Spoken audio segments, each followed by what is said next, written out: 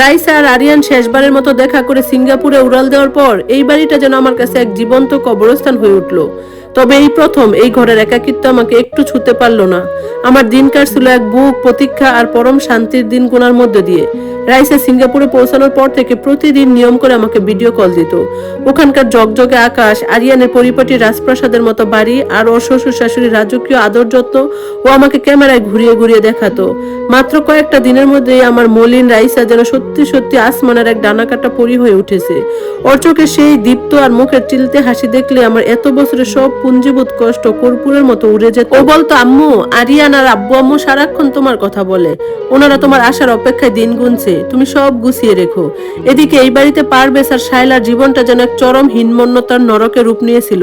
রাইসা বিদায় নেওয়ার আগে পারভেজের দিকে তাকিয়ে যখন শান্ত গলায় বলেছে, ভালো থেকো বাবা, শরীরের যত্ন নিও, ভাইয়ের দিকে খেয়াল রেখো, আসি, সেই শেষ কথা কটি পারভেজের বুকের ভেতর তপ্ত সীসার মতো বিঁধেছিল।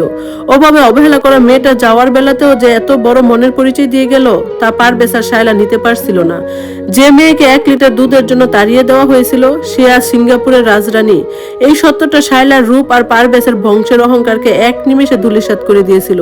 পারভেজ এখন প্রায় অপরাধীর মতো আমার ঘরের দরজার সামনে এসে দাঁড়িয়ে থাকতো, মুখ ফুটে কিছু বলার সাহস পেত না। আর শায়লা, তার সেই চলা গলা যেন চিরকালের জন্য স্তব্ধ হয়ে গেছিল। কিন্তু তাদের এই নীরব অনুশোচনা দেখার মতো সময় বা মানসিকতা কোনোটাই আমার ছিল না। আমার পুরো অস্তিত্ব জুড়ে তখন শুধু আমার মেয়ের কাছে যাওয়ার জন্য। দেখতে দেখতে 4টে মাস কেটে গেল। আরিয়ানের পাঠানো টাকায় এজেন্সির লোকেরা আমার পাসপোর্ট এবং ভিসার সমস্ত কাজ সম্পন্ন করে ফেললো। যেদিন আমার পাসপোর্ট সিঙ্গাপুরে সিলমারা ভিসাটা হাতে পেলাম সেদিন আমার চোখ জল ফেটে এলো। আল্লাহ সত্যি মানুষের সব ধৈর্যের পরীক্ষা নেন এবং একদিন তার উত্তম প্রতিদানও দেন। আরিয়ান নিজে আমার জন্য বিমানের টিকিট কেটে পাঠিয়ে দিল এবং ঢাকা থেকে ওনাদের এক পরিচিত বিশ্বস্ত লোককে পাঠালো আমাকে বাড়ি থেকে একদম এয়ারপোর্ট পর্যন্ত সসম্মানে পৌঁছে দেওয়ার জন্য। অবশেষে সেই মহাক্ষণ চলে এলো। আজ এই নরকরূপী বাড়ি থেকে আমার চিরকালের জন্য মুক্তি। আমি আমার সামান্য কিছু কাপড়ের ব্যাগটা হাতে নিয়ে যখন ড্রয়িং রুমে এসে দাঁড়ালাম, পারভেজ আর শায়লা সেখানে পাথরের মতো দাঁড়িয়েছিল। আরিয়ানের পাঠানো দামি গাড়িটি তখন গেটের সামনে হর্ন দিচ্ছে। আমাকে এক নজর দেখার পর পারভেজ ধীরে পায়ে এগিয়ে আসলো। কিন্তু রাইসার মতো আমার এত মায়া হলো না পারভেজের জন্য। তার চোখ দুটো লাল, সেখানে অনুশোচনার অশ্রু টলমল করছে। সে অত্যন্ত কাঁপা কাঁপা গলায় আমার দিকে হাত বাড়িয়ে বলল, আমার একবারের জন্য ক্ষমা করে যেও। আমি শায়লার ভালোবাসা অন্ধ হয়ে নিজের ফুলের মতো মেয়ে আর তোমার সাথে পশুর মতো আচরণ করেছি।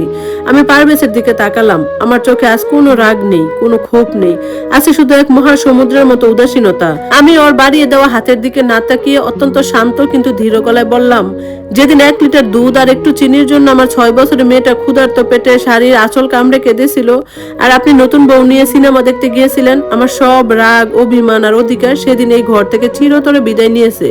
সব অপরাধের ক্ষমা হয় না পারভেজ সাহেব। আপনি আপনার বংশের প্রদীপ আর রূপবতী স্ত্রীকে নিয়ে সুখে থাকুন। আমরা মা মেয়ে আমাদের মতো সুখে আছি। আমার কথা শুনে পারভেজ ধপ করে সোফায় বসে হাত দিয়ে মুখ চেপে ফুপিয়ে কেঁদে উঠল। আর শায়লা এক কোণে দাঁড়িয়ে রাগে, হিংসা আর চরম অপমানে নিজের ঠোঁট কামড়েছিল। আমি আর এক মুহূর্ত নষ্ট না করে পেছনে ফিরে না তাকিয়ে ধীর পায়ে হেঁটে গিয়ে গাড়িতে উঠে বসলাম। গাড়িটি যখন স্টার্ট দিয়ে ধুলো উড়িয়ে চেনা রাস্তা পেছনে ফেলে যাচ্ছিল, আমার মনে হলো আমার পিঠ থেকে এক মস্ত বড় পাহাড় নেমে গেছে। কয়েক ঘন্টার বিমান যাত্রা শেষ আমি যখন সিঙ্গাপুরের চাঙ্গি এয়ারপোর্টে পা রাখলাম তখন আমার বুকটা দূর দূর করছিল। কিন্তু ইমিগ্রেশন পার হয়ে বাহিরে আসতে আমার সব ভয় দূর হয়ে গেল। সামনে দাঁড়িয়ে আছে আমার আরিয়ান বাবা আর আমার কলিজার টুকরা পরিমণি রাইসা। রাইসা আম্মু বলে দৌড়ে এসে আমার বুকে আশ্রে পড়লো। আরিয়ান পরম শ্রদ্ধা এগিয়ে এসে আমার পায়ে হাত দিয়ে সালাম করলো, স্বাগতম আম্মু। রাইসার শ্বশুর শাশুড়ি হাসি মুখে এগিয়ে এসে আমাকে জড়িয়ে ধরলেন। আজ থেকে এই নতুন দেশ, নতুন ভালোবাসা নিরে আমার আর রাইসার এক নতুন জীবন শুরু হলো, যেখানে কোনো অবহেলা নেই, নেই কোনো চোখের জল, আছে শুধু পরম সম্মান আর রাজকীয় সুখ। ধন্যবাদ সবাইকে। গল্পটা কেমন লাগলো অবশ্যই জানাবেন।